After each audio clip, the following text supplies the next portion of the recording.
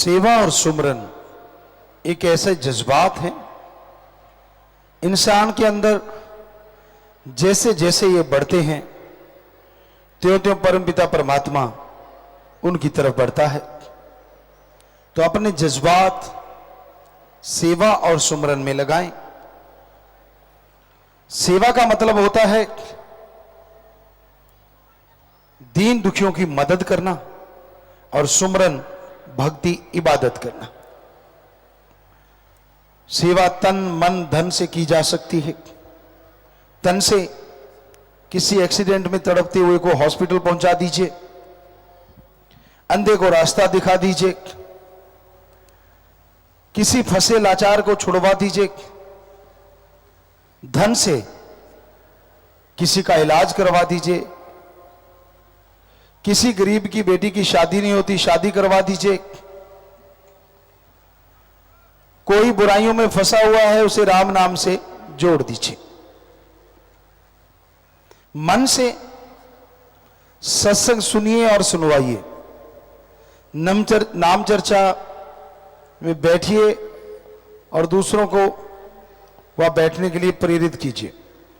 और भक्ति इबादत खुद भी करो, दूसरों को भी जोड़ो। मन जो पुट्ठी बात कहता है, गलत बात कहता है, हमेशा उससे लड़ते रहो। आत्मिक बातों को ऊपर रखो और मनमती बातों को दबा दो। यकीनन ये मन की सेवा है, पर इन सब को करने की प्रेरणा इंसान को मिलती है अगर वो सत्संग सुने। कोई पीर फकीर मिले, ना वो ठगी मारता हो, ना वो पैसा लेता हो, ना वो चढ़ावा लेता हो, राम नाम से सबको जोड़ता हो, भक्ति इबादत की बातें करता हो, जो उनकी बातें सुन के अमल किया करते हैं उनके घरों में बेशुमार खुशियां आ जाया करती हैं। तो मालिक की दया में रहमत, उसकी तमाम खुशियों को हासिल करने के लिए अति जरूरी है कि आप मालिक के नाम का सुमरन करें, भक्ति इबादत करें, ताकि गम दुख दर्द चिंताएं मिटती चली जाएं। इस कलयुग में नहीं, हर युग में इंसान की इच्छा रही है शरीर को सुख मिले, परिवार को सुख मिले, आत्मिक सुख मिले।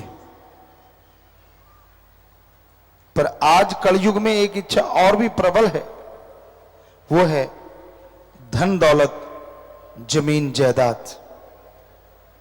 हम नहीं कहते कि धन दौलत नहीं कमाना चाहिए, कमाओ, पर किसी का हक मार के खाओगे तो आपके लिए वो जहर होगा।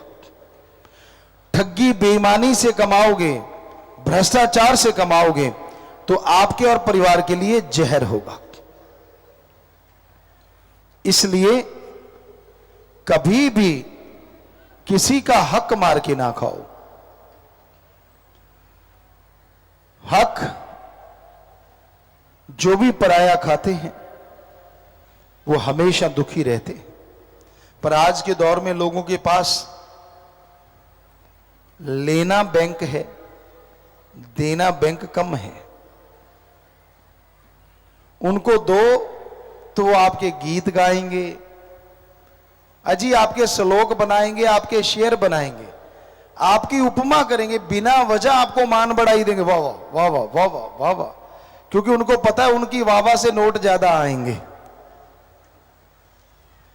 हम नहीं कहते किसी को वाह वाह नहीं कहना चाहिए, कहो, पर जायज नाजायज नहीं। अगर वास्तव में कोई वाह वाह का हकदार है तो जरूर कहो, पर अगर आपको लगता है कि उसका काम तो इस काबिल है ही नहीं और अब बहुत ज्यादा वाह वाह करते हैं, तो साफ पता चलता है कि आप खुद गर्ज जरूर होंगे, या फिर आपको कोई गर्ज है, या आपने कुछ लेना होगा। सच्चा मित्र कौन होता है? सच्चा मित्र वो नहीं होता जो आपकी कमियों को देख के वाह वाह करे। सच्चा मित्र वो होता है जो आपके मुंह पे आपकी कमियां बता दे।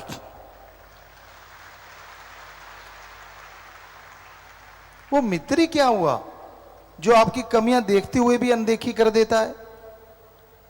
मित्र का फर्ज है कि वो यह बताए कि भाई मैं तेरा दोस्त हूं, मेरा फर्ज है तुझे सच बताना, और सच ये है कि तेरे में ये कमियां हैं, इनको दूर कर।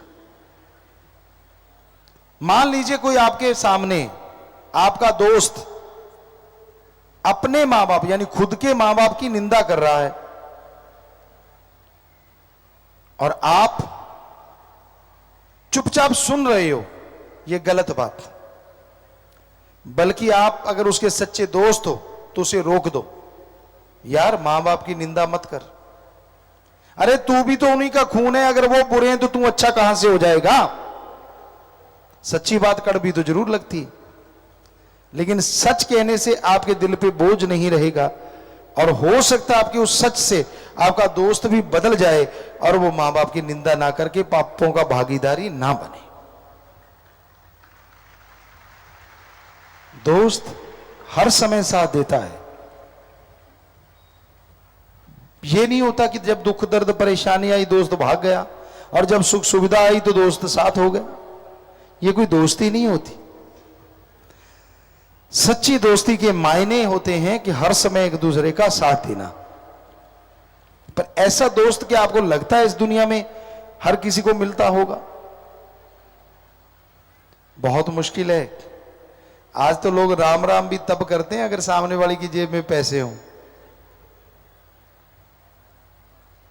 इतने खुदगर्जी हो गए हैं, इतने स्वार्थी हो गए हैं कि अगर गर्ज है तो नमस्कार है, और गर्ज नहीं है तो कोई किसी का नाम नहीं लेते। लोगों के अंदर क्या चलता है और कितनी जल्दी बदल जाते हैं यह कहा नहीं जा सकता। आपको एक उदाहरण देते हैं। हम राजस्थान में जन्मे पले बड़े हुए, वहां जीव जंतु बहुत तरह के पाए जाते हैं। एक का आपने नाम सुना होगा, गिरगिट। आपने नाम सुना है, हमने उनके अंदर खेले हैं।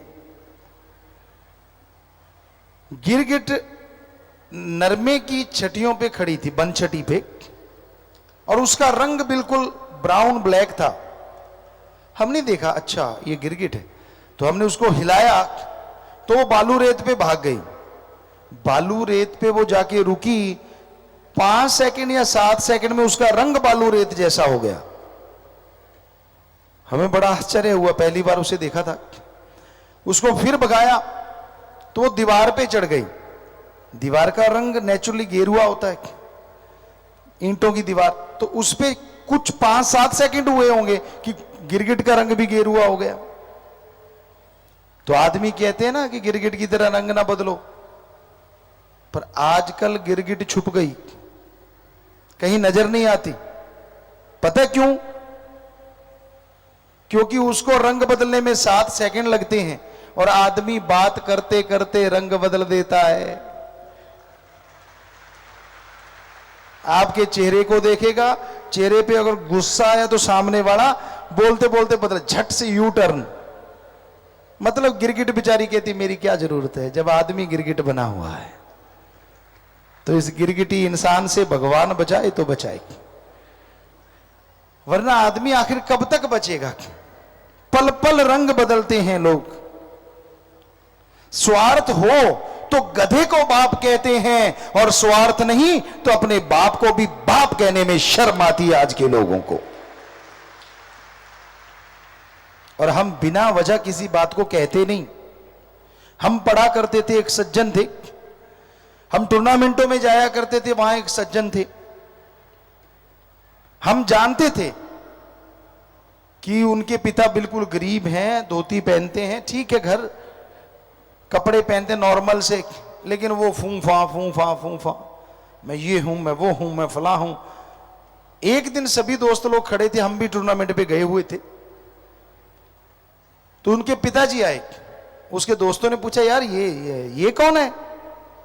कहां वो हाई फाई, कहां उसका बाप धोती कुर्ते वाला। पता है उसने क्या कहा? ध्यान से सुनिए यार, ये तो हमारा नौकर है, मुझे पैसे देने आया है। हमें बड़ा दुख हुआ। उसके पिताजी चले गए। हमने कहा तुझे शर्म नहीं आती? तेरा बाप था यार और तूने नौकर बना दिया। कहता यार कहां मेरा स्टैंडर्ड, कहां मेरे बाप का। हमने कहा तेरा स्टैंडर्ड भी तभी बना है अगर तू तेरे बाप से पैदा हुआ है, वरना तेरा स्टैंडर्ड भी ना होता अगर तेरा बाप ना होता। तो लानत ऐसे नौजवानों पे जो अपने मां बाप को इस्तेमाल करते हैं सिर्फ खुद गर्ज।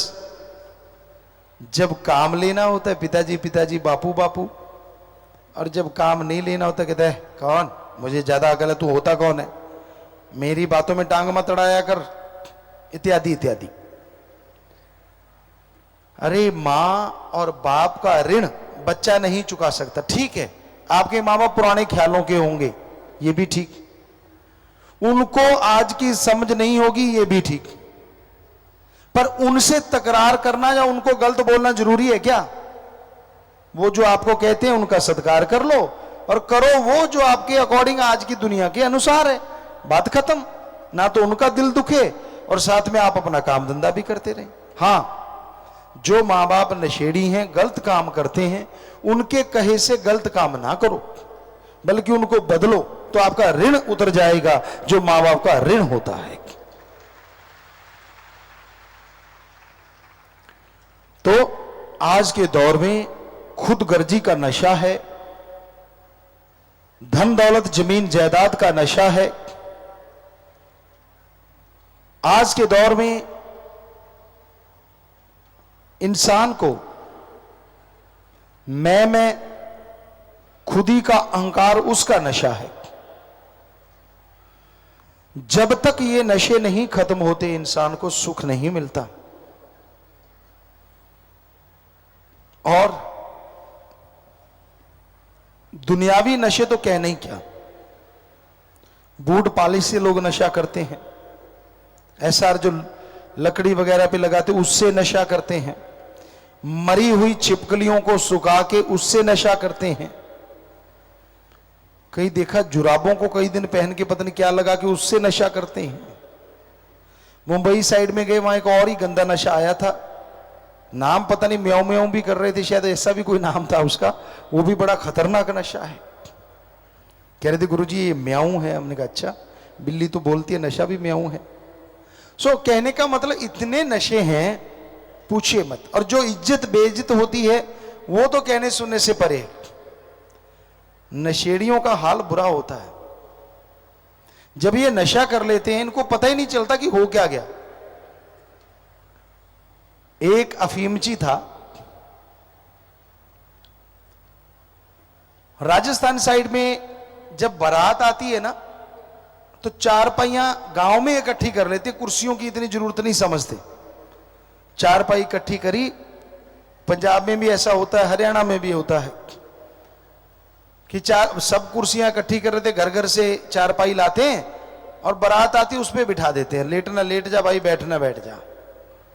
तो एक अमली को भेज दिया चारपाई लेने। अब चारपाई लेने भेजा तो घर वाले ऊपर सोए हुए थे। कहने लगे सना भी अमली कैसे आया? कहने लगा यार फलां जगह बारात आनी है, चारपाई लेके जाना है। कहता ठीक है, हमारी तो ऊपर पड़ी है, मैं पकड़ाता हूं तो नीचे से पकड़ लेना। कहता ठीक है। अफीम खाई हुई थी, अमली ने हाथ यूं ऊपर किए तो ऊपर दो खूंटे लगे हुए थे, वो दोनों खूंटों को पकड़ लिया। उसको लगा चारपाई आ गई। अब खूंटे पकड़ के उसकी पीढ़ लग गई, वहीं पे स्टैचू हो गया। ऐसे खूंटे पकड़ रखे, आंखें यूं, और ऊपर वाले ने कहा मैं छोड़ूं? कहता छोड़। ऊपर वाले ने तो चारपाई छोड़नी थी, वो आके उसके सिर पे लगी ताट। अमली नीचे से कहता है यार एक तो मैंने अभी नीचे रखी नहीं थी, तूने दूसरी छोड़ दी।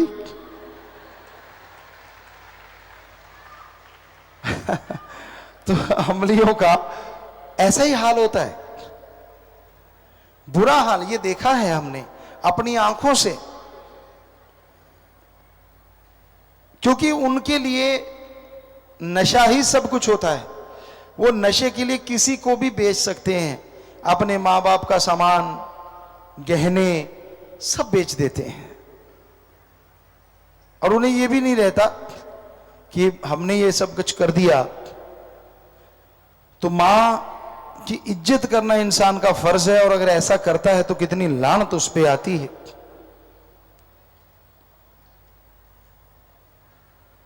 तो ये नशे इंसान को बर्बादी की तरफ ले जा रहे हैं। कुछ पाखंडवाद ने इंसान को बर्बाद कर रखा है। कोई कह दे कि पेड़ पे मन्नत पूरी होती है, लोगों की लाइनें लग जाती हैं वहां, पेड़ की पूजा करने लगते हैं। हालांकि पेड़ को पूजनीय तो है ही, जो हमें ऑक्सीजन देता है और हमारी कार्बन डाइऑक्साइड ले लेता है वापिस। बहुत ही अच्छी बात है कि वो हमारे लिए फायदा, ऑक्सीजन छोड़ते रहते हैं। लेकिन लोग उनको ये मानते कि वो दबाते हैं पेड़ को, रस्सियां बांधते हैं, धागे बांधते हैं। हमने ऐसे कर दे, बाबा सुख रखी। बाबा क्या सुख रखेगा जो खुद एक जगह से दूसरी जगह नहीं जा सकता। तो ऐसा ही एक बात ख्याल में आई, आपको कई बार सुनाई है कि एक बाबा की जगह थी, दरगाह थी, जिसका नाम था पीर मनोई। और बड़ी चर्चा थी कि जिसकी शादी नहीं होती वो पीर मनोई की दरगाह पे जाए और शादी हो जाती है। एक आदमी 35 साल का था, शादी नहीं हो, कहता यार ये तो बहुत बढ़िया बात है। वो गया पीर मनोई के पास, ₹1.25 देते थे उस टाइम में। उसने ₹1.25 रखा ही था कि पीछे से उसके कंधे पे किसी ने हाथ रखा। ए रुक, कहता हाँ क्या है? कहता यार तेरी मां मर गई। उस आदमी को गुस्सा आया, वो पीर मनोई को कहने लगा, वाह वाह पीर मनोई, लोगों के लिए सच्चा सुच्चा, मेरे लिए द्रोही। ₹1.25 मेरा वापिस दे दे, मेरी तौबा हुई। अरे मुझे तो क्या देनी थी, मेरी बापू की भी खोई। आया था खुद शादी करवाने, कहता बाप को रंडवा कर दिया। तो कई बार ऐसा भी हो जाता है। और तो मिलना क्या था, जो पहले होता वो भी चला जाता है। आप जाके चढ़ाते हो, हाँ भगवान पूरा करना, या किसी फकीर को दे देते हो और वो कहता हाँ हाँ मैं दुगने चौगने कर दूंगा। दुगने चौगने तो क्या होने थे, वो जो होते हैं वो भी लेके चलता बनता है। अगर वो कहते मैं दुगने कर दूंगा तो ₹100 उसे दो और उसके सामने झोली फैला के खड़े हो जाओ। वो कहेगा क्या है अजी, हमने 100 दे दिया, निकालो 200 वापिस। आपने कहा दुगने हो जाएंगे, तो वो कहेगा यहां नहीं होते, घर जाके होंगे। तो जो सामने नहीं दे सकता घर जाके देगा, इसकी क्या गारंटी? ये सब ठगी है भाइयों बहनों, सब बकवास है। भगवान कभी किसी से लेता नहीं, अल्लाह वाहिगुरु राम, वो देता ही देता है, और इतना देता है कि झोलियां छोटी पड़ जाती हैं। उसका रहमो करम दया मेहर मूसलाधार बरसती रहती है। पर उस पे दर्द यकीन तो हो, दर्द यकीन तो करना पड़ेगा। अगर आप उस पे यकीन नहीं करते तो वो कैसे देगा? इसलिए दर्द यकीन बनाओ सेवा और सुमरन से, भक्ति इबादत से। ज्यों ज्यों सेवा करोगे, ज्यों ज्यों सुमरन करोगे, दृढ़ यकीन बढ़ता जाएगा और मालिक की कृपा दृष्टि के काबिल आप बनते जाएंगे।